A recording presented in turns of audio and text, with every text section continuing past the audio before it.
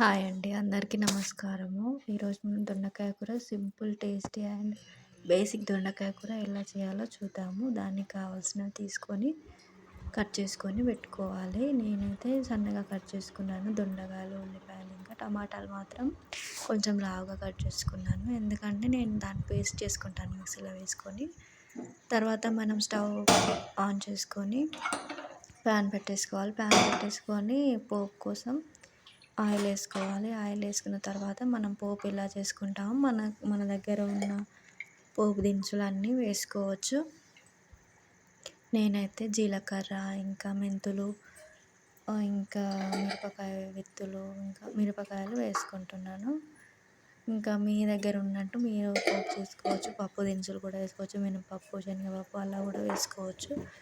నేనైతే కరివేపాకు వేయట్లేదు, ఎందుకంటే నేను తర్వాత వేస్తాను కరివేపాకుని.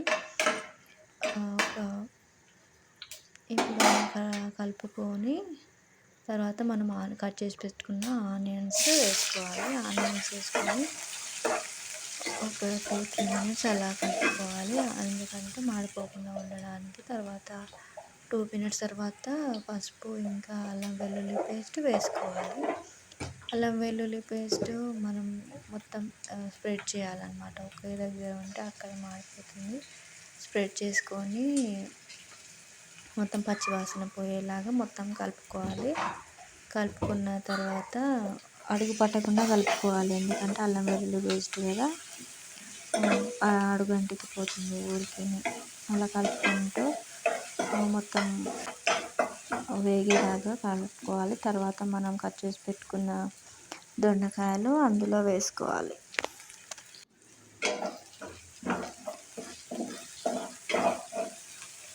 ఇప్పుడు నేను దొండకాయలు వేసుకుంటున్నాను. అలా అన్ని దొండకాయలు అందులో వేసేసుకొని ఇప్పుడు మనం పసుపు, అల్లం వెల్లుల్లి పేస్ట్ వేసాం కదా, అది మొత్తం కలిసేలాగా దొండకాయలన్నీ కలుపుకోవాలి. ఇప్పుడు వాటర్ పోయొద్దండి దొండకాయలలో ఇప్పుడు, ఎందుకంటే ఆ వాటర్ పోసేసి సరిగ్గా ఉడకదు, పచ్చగా అంటారు కదా, అలా ఉడికిపోతుంది.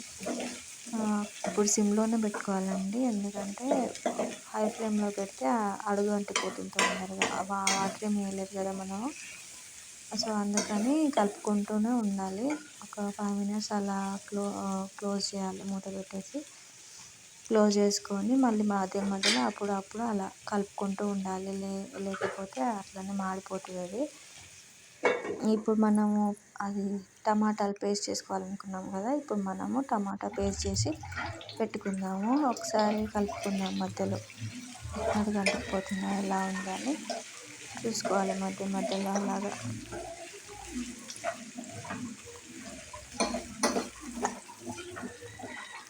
అలా కలుపుకున్న తర్వాత ఇప్పుడు మనము వేసుకుంటే కరివేపాకు ఇప్పుడు వేసుకోవచ్చు, కానీ నేను వేయట్లేదు. మళ్ళీ నేను ఇప్పుడు బయటికి వెళ్ళేది కరివేపాకు తీసుకురావాలి కాబట్టి మళ్ళీ లేట్ అయిపోతుంది అనేసి నేను తీసుకురాలేదు. మీరు కావాలంటే వేసుకోవచ్చు కరివేపాకు. ఇప్పుడు నేను సాల్ట్ ఇంకా కారం వేస్తున్నాను. సాల్ట్ ఇంకా కారము ఎవరికి రుచికి తగ్గట్టు వాళ్ళు వేసుకుంటారు. నేనైతే తక్కువగానే యూజ్ చేస్తాను, అందుకని మా ఇంట్లో వాళ్ళు ఎలా తింటారో నేను అలా ఉప్పు కారం వేసేస్తున్నాను. అలా వేసుకొని ఉప్పు కారం కలిసేలాగా కలుపుకోవాలి. కలుపుకొని ఒక 2 మినిట్స్ అలా మళ్ళీ క్లోజ్ చేసుకొని మనం పేస్ట్ చేసి పెట్టుకున్నాం కదా టమాటా పేస్ట్ అన్నీ కూడా దాంట్లో వేయాలి. ఇప్పుడు ఆ టమాటో పేస్ట్ అంతా దాంట్లో వేసేసుకోవాలి.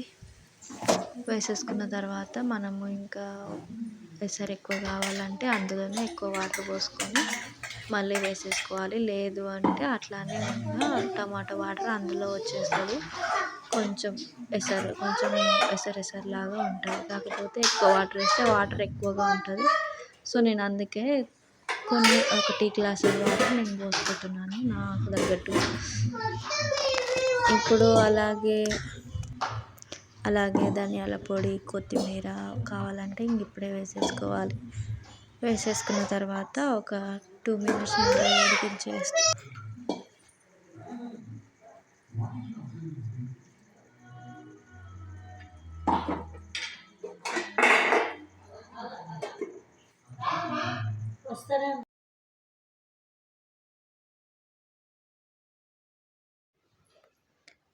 ఒకసారి 2 మినిట్స్ తర్వాత అలా కలుపుకొని కొత్తిమీర ఉంటే వేసుకోవచ్చు, ఇప్పుడు లేదంటే స్కిప్ చేయొచ్చు.